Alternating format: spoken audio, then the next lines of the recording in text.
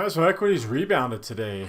In today's video, I'm going to break down that expectation that we had over the weekend of a little bit of a bounce going into this week, and how much more we might bounce going into the middle of this week, and then whether that will lead to a positive week by the end or more of a decline. So we're going to take a look at the different technical indicators, resistance levels on a short-term basis to see how much of the expected gain we took all in one day today, and then what to expect now, like I said, going into the end of the week, and what those indicators are telling us, and what other asset classes are telling us about the prospects of a risk appetite or risk aversion, increased risk appetite or risk aversion.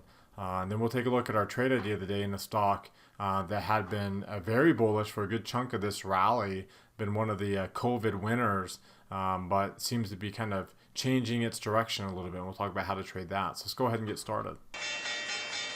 Today is Monday, February the 1st, 2021. This is the market outlook from marketscholars.com. My name is David Settle. All right, let's take a look at the S&P 500 first with the market forecast indicator. So after getting light pink shading in the yellow line on Friday and really flirting with the beginnings of an intermediate pullback, we bounced back up and got back to a green line. I don't have the dark green shading again because we haven't turned up on the intermediate line.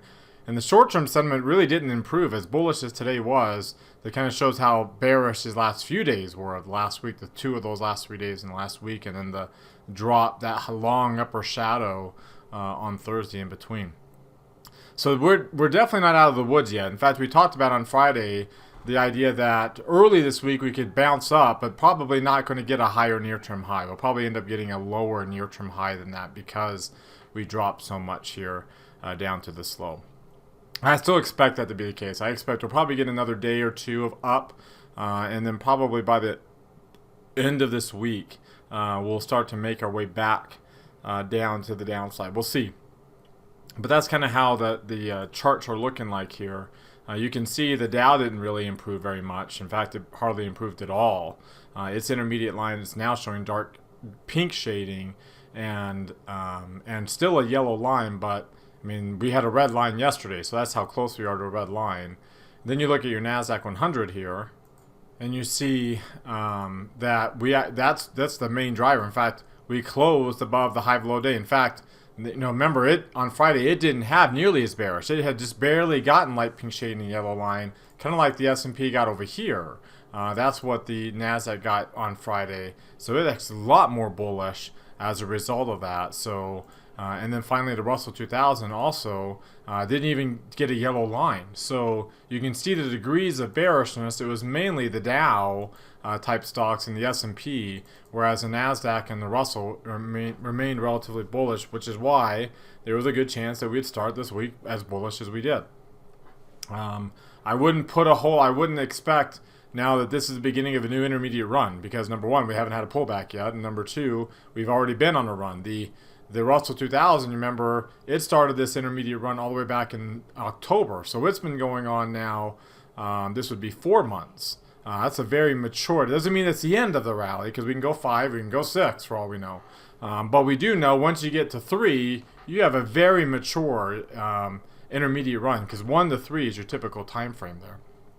It started earlier than the S&P did. The S&P back here, the S&P never, had a pretty significant breakdown, so it never really got going like the Russell 2000 did when it first. Oh, this is the Dow. The S&P, excuse me, looks exactly the same. Never really got going here, and we got a drop down below the moving average, and we tested that what was at the time the 23% retracement before starting its run in November. So about a month later after the Russell started. Remember, the Russell came off of its low.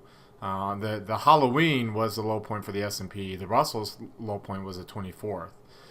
From then on, the Russell had been outperforming. Of course, it's starting to lag behind a little bit.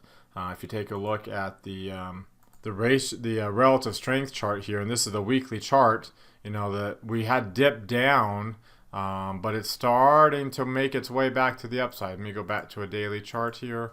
And you can see, let me just make sure I'm down here. Let's go back to a simple moving average on this. Simple moving average, we'll go to 30. And then everything else looks like we're okay. So here's the, and let's go to like a year chart. So here's the rally. Again, we're kind of flirting with getting above 50, which we haven't for a while. We're back above that 17-day exponential moving average on the relative strength line. The MACD is rising with a good histogram that's still not very strongly bullish. And then the CCI is rising, and it's not quite up above, up to that positive 100 level. You can see it kind of gets around that 50 area and peaks on all these other peaks. So we'll see if this trend changes course. And remember, more than likely, like it did back here in June, when it changed course, this whole month of June here was a decline in equity. So we had a up and downs moves until things took off again in July. And then, like I said, that August, towards the end of August was when, towards the end of September 24th is when the Russell hit its low point. And then, of course, October 31st is when the S&P hit its low point. So we started to drop on this ratio, and then it really started to drop once the whole market started to rally. But it appears like we're trying to form a bottom here at some kind of Fibonacci support level. If I zoom back out, you can kind of see, like, from low to high, looks like about the 50% Fibonacci retracement. We're kind of sitting right in that area and trying to get going. Still needs to get above that 30, like it did over here when it broke the 30 and the 17-day broke through. So we haven't really broken the 30 yet on the price. So we'll see how things shake out over the next couple of days. Again, more than likely, just like we did here in June, when this thing takes back off to the upside, it will be with a little bit of a, that will be when the intermediate pullback begins, when we get a major bounce, because if you recall, we'll see later in the video, it's been the Russell 2000 that's driven most of those gains. And the Russell 2000, had really been lagging behind for so long, but once it kind of broke through here, it bottomed in that September 24th with that cluster, that oversold cluster. It got the overbought cluster early, and then it's been off and going ever since with it, and has really climbed up above its pre-COVID highs, where the NASDAQ had really climbed up above it previously, and now it's kind of going at a little slower pace than what it was before, and the Russell is going at a much stronger pace than what it was going before. All right, before we look at some other charts, I invite you to subscribe to our YouTube channel. Mouse over this icon here in the bottom right corner of your screen. Hit the red subscribe button that pops out. There's also one down below the video if you're watching us on YouTube. That notifies you when these videos get posted. Also, while you're down there, hit that thumbs up icon. That lets us know that you liked our video today and that you want us to do another video again tomorrow. Quick way to give us feedback. Of course, if you don't like our videos, you don't have to click on anything. You don't even have to watch. But if you do like our videos and you want to let us know, just give us a click right now. You can do it even right now while you're watching. Also, throughout the video today, what stood out to you? What questions or comments do you have? Post those in the comment section down there. Join our website at marketscholars.com. There's a link popping out up there in the top right corner of your screen. Click on that link to subscribe to our site for free. One of the things you get, access to our Market Outlook community on our website, our forum, Market Outlook forum for free with your free access. Follow me on Twitter for more content in between the videos from day to day. There's my handle right there, at DavidSettle42. And join our Market Outlook Facebook group that we've created. If you're watching us on our blog here, check out some of these other things over here on the right, including our Market Outlook Live. So every day I do the Market Outlook. I do a live video at 3:30 Eastern Time. I review all the old trade ideas. You can also catch it up here on the Market Outlook. Go to Market Outlook Live Trade Review. That is available for all of our premium and our plus subscribers. Also, our plus subscribers get access to all of our trading rooms. As you can see over here is a few of our upcoming, including one of our most popular ones here, Dividend Growth Investing. Our premium subscribers get access to our class forums, as well as all of our premium resources. One of those being our registration for all of our trading rooms, which has been updated here for February, as well as all of our updated charts that we have posted here. And you can see Brandon's sector watch list that he's created as well for all of our premium subscribers. Come over here, hit this heart We almost got to 100 likes on this one. Hit that like button right there. Also hit the thumbs up icon. It takes you to your Facebook page. Hit this like button as well. Again, the more you do that, the more people will, our content will reach more of our followers because of how those algorithms work. The more you do that, the more they will promote content in your timelines from us because they do that with the accounts that you engage with. So we try to make it really easy for you to be able to engage with us right here. All right, let's get back to the charts here, and let's take a look at the weekly chart, and you can see why I think by the end of the week things might not be holding up. We got a high PPO that's already starting to fall, or very, very high. We're above the 50-day moving average. Haven't really tested that yet, but you notice we are getting a little bit of a bearish candle. Now we've gotten one before, and then we turn around for a few more last hurrah weeks, like we got back there. So, there's always that possibility, but we did get a really, over here, we didn't get a good transition candle like we did in 2018, that turnaround, or even this one over here in July of 2019. But this is a pretty good transition candle we had last week, so we'll see how that ends up turning out by the time this week is done. Obviously, if you look at the 3 green arrows, we are still in a 2 red arrow case. So we got 1 green arrow back by getting back above the moving average, but lighter volume than what we saw at the end of last week. If you take a look at the 2 line versions here, we're still below the 17-day moving average, so that might cap us off to just today's rally. Like I said, I didn't expect today's rally to be this big. I think I told market scholars that in our live video today. So I thought maybe it would take a couple of days to make this kind of rally. So the 17-day might cap us off by the time it's all said and done. So we want to keep an eye on that with the MACD and the stochastics flirting with breaking into these lower levels. The histogram did bounce back up, so a little bit of a reprieve there. If you look at the RSI and the CCI, you can see we did get below negative 100. We are flirting with getting into the lower half of the chart. We bounced back up here today. The directional movement index, as we talked about before, had gotten above 30, has stayed above 30 with today's bounce, and now dropped below 20 on the positive index. So today's bounce hasn't altered what is a pretty bearish directional pattern on the directional movement index. You can also see too, from a Bollinger Band perspective, we did bounce back up in the bandwidth, but not above the moving average. So that could cap us off too. Again, that's a pretty decent bounce. I didn't expect it to be that much, so that might cap us off again, but at the top, kind of like how this, when you cap back off right there and stay down during a bearish, and once the intermediate decline starts. So just a couple patterns on some of these charts that are showing up here that looks like the expected bullishness I thought would occur over the first couple of days of this week might have just occurred all in one. All right, if you look at the 4-day or the weekly, the intraday, for the 4-week, you can see where the point of control is. So we're still in the lower half of the value area, kind of below that point of control. So that's still a lot of pressure on top of us here, at least in the 4 weeks, and that's pretty much coming from a few weeks ago. A lot of that selling that we had broken down below into the lower half of the chart. We did get a higher high and a higher low today. Not too significant on the high point. So let's see how that plays out tomorrow and see whether or not we get capped off here at about 380, below 380 in that 379 area. As I mentioned to you before, the volume and was just about average, but less than what we had seen. And the trading range also really dropped significantly.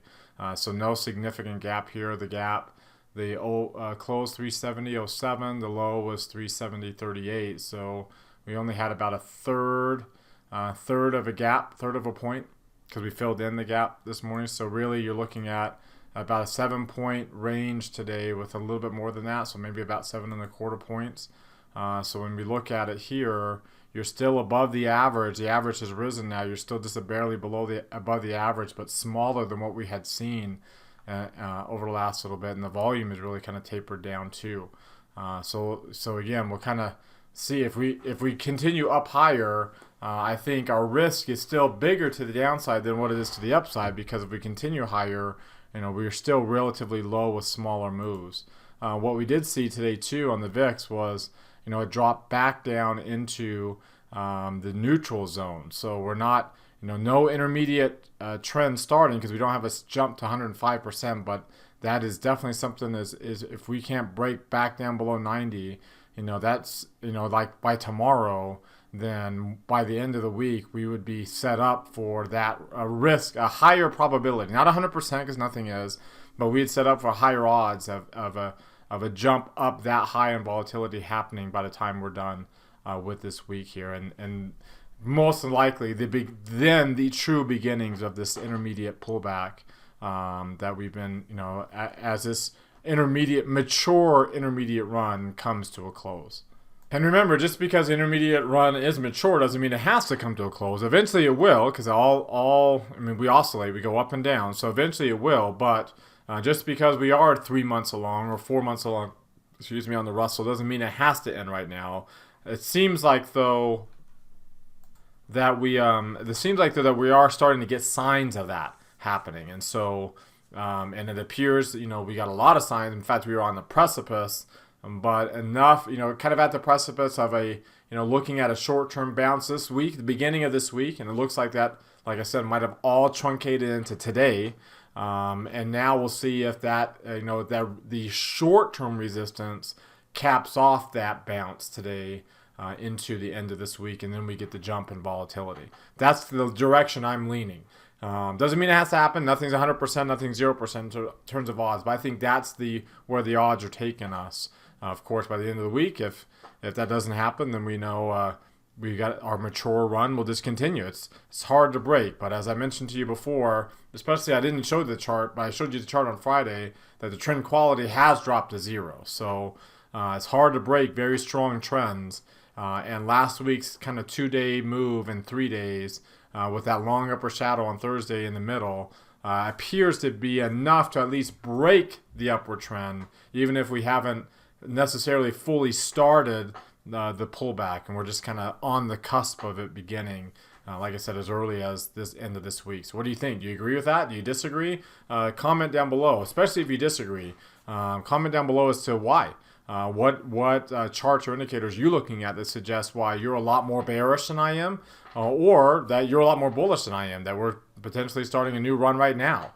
So share that with us in the comment section below. All right, well, let's take a look at now what's driving the price action here today. And we'll just take a look at today's, how these different asset classes performed. Let's go to February the 1st here and just look at how things started off. You can see we started off really strong in emerging markets. And the Qs started off really strong too, especially relative to small caps. Small caps made up the difference by the end of the day. Real estate also was strong, and that's usually not typical to see real estate up there with small caps and large cap tech way outpacing the S&P 500. Commodities doing really well. Look at this, even with the dollar being up today, gold was up. That's a little surprising. Usually gold ends up being down here with long-term bonds. You can see corporate high yield corporate bonds as well as foreign bonds are all down here. Developed markets lagging behind everything. So let's take a look at some of these. Let me just move this over and take a look at this chart here. There we go. So let's take a look first at the dollar, and we'll look at it compared to the euro. And you can see the decline we had. So this was yesterday's, the decline in the euro, the rally in the dollar. I mentioned to you before that this is a bearish pattern, dark pink shading and a red line, and we're flirting again after failing at the 23% level. We're flirting back with a 38. There's a good chance we come down here. Remember, when the dollar rises, that's typically during a period of weakness, so for risk appetite. So this would be the euro falling and the dollar rising. So if you look at UUP for an example, it's been so down for so long, it's just now starting to get dark green shading, the green line. In fact, today's close is the highest close we've had in a long time. So the market sentiment is so bearish. So the dollar index, the UUP is based on the dollar index.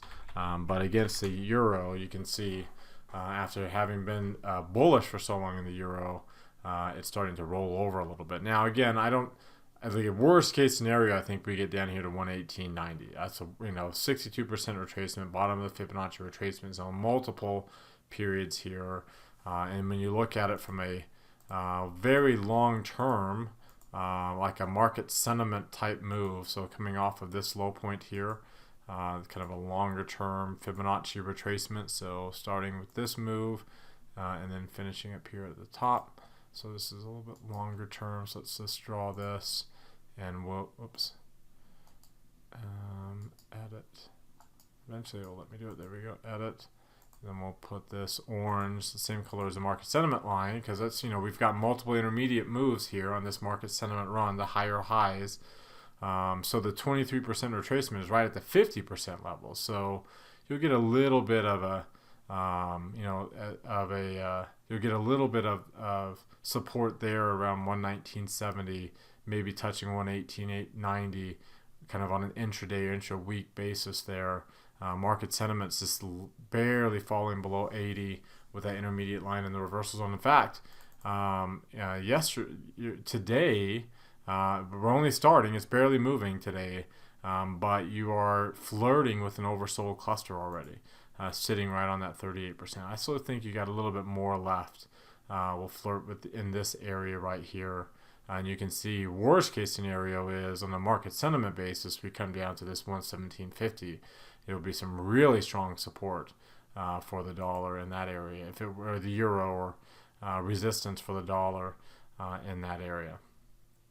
But you saw what gold did. So gold had been so bearish for so long, but it had a pretty relatively decent move here. Again, looking at the asset class comparison, you can see gold starting the day higher. It kind of went down throughout the day, but still finished with an upward move. So not too bad. There's the, again, started up, came down by the end of the day, but still finished higher. So that brought the short-term sentiment line up. The intermediate line's oversold. So we'll see how that turns things around. Bonds, you saw, was a little bit of weakness in bonds. Bonds are, hitting that resistance and rolling over, but again, not really breaking through this 38. Again, you would expect a bounce here if we were to get some softness in risk appetite. So we'll see how that plays out. And then remember, commodities has been the big story here. They've been on a really, really good run. They're flirting with these highs again, so we'll just kind of have to see how much further this intermediate line run lasts, because you notice it started over here at the same time the equities intermediate run started back in November or early November. And remember, it has not achieved, so it's been really lagging because it still hasn't cleared its pre-COVID highs.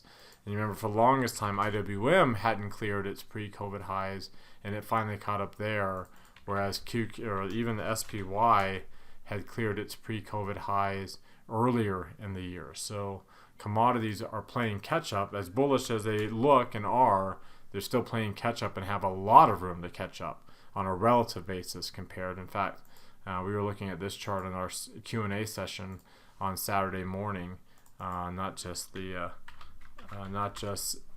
small caps to or QQQ to small caps, but if you take a look at here, let's just go out like say 10 years on this daily chart. Look at the run in the last 10 years on commodities relative to SPY. It's been a very, very strong move to the downside on a relative basis, so lots of room for commodities to make up the gap. If I were to go back to now a 1 year chart to kind of show you, zoom in a little bit, we are above 50, so commodities are starting to trend higher there. You can see we've been above 100. We're well in the upper half. The MACD is positive and turning up. The PPO is positive and turning up. We're above the rising 17-day moving average, which is, looks like it's actually a 10-day there, doesn't it? Let's go to 17 here. There we go.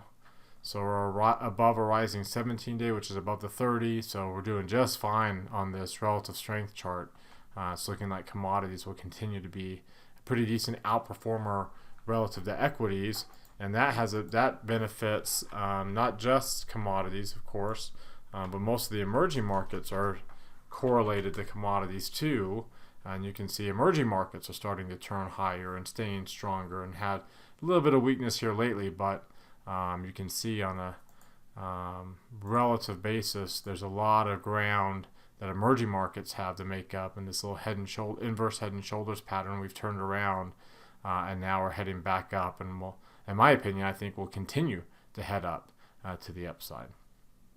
All right, now let's take a look at how the different sectors are performing. Look at the big three: technology, discretionary, communication services really led the way. Real estate, you saw, which is not typical for that to join those three up there, but real estate did very well today. On the other end of the spectrum, you have your safe haven areas down here, as well as your smaller cap sectors, which had been doing so well, lagging behind. So, we talked about when we're bullish, these three, like, don't get caught up in the fact that these were doing so well for so long, and they had been doing so well for so long.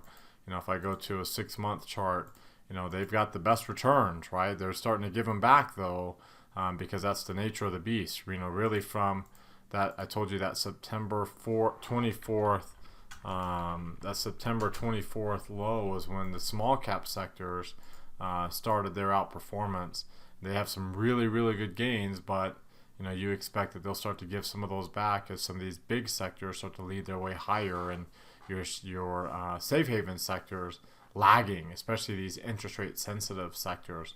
With interest rates rising, continuing to rise, is going to continue to put pressure in those areas. So let's take a look at the 12 grid, and just a quick reminder: like, you've got dark pink shading and red lines in industrials and energy and staples. Almost in materials. They're pretty darn close to materials. We did bounce off of light pink shading and the yellow line in technology and discretionary.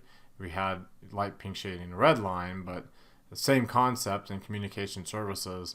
But you can see these other sectors that have been so bullish are rolling over. Lots of dark pink shading here, and yellow lines and red lines, and these two areas are just going to be sideways for a while, and healthcare is just going to kind of grind. So you can tell that the market is turning. It appears that it's moving in this direction, and you see that, as I told you before and showed you before, in the relative rotation with these different sectors. Especially if I go to a daily chart here, you can see energy and financials and materials all moving down to the left, but so are discretionary and healthcare. And what's moving up to the right?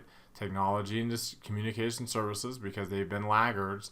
But you also see real estate and utilities and staples moving up to the right as well. So, we're not quite there yet because these two cyclical areas are doing so well, but all these other cyclical areas are moving down to the left. So we are, kind of moving in the direction of relative weakness in these cyclical areas.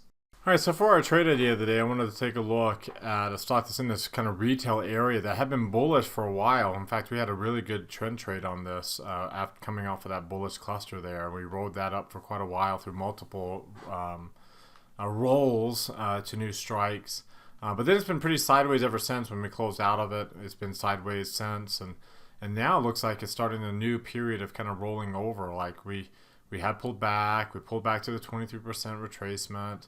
Actually, it wasn't at 23% at the time. It was, there. So actually over here, it was a little bit above the 23%. And then over here, we fiddled around the 23% and then rallied back up. And then now back down to the 23%, but more below the 30-day moving average than we've been in a while.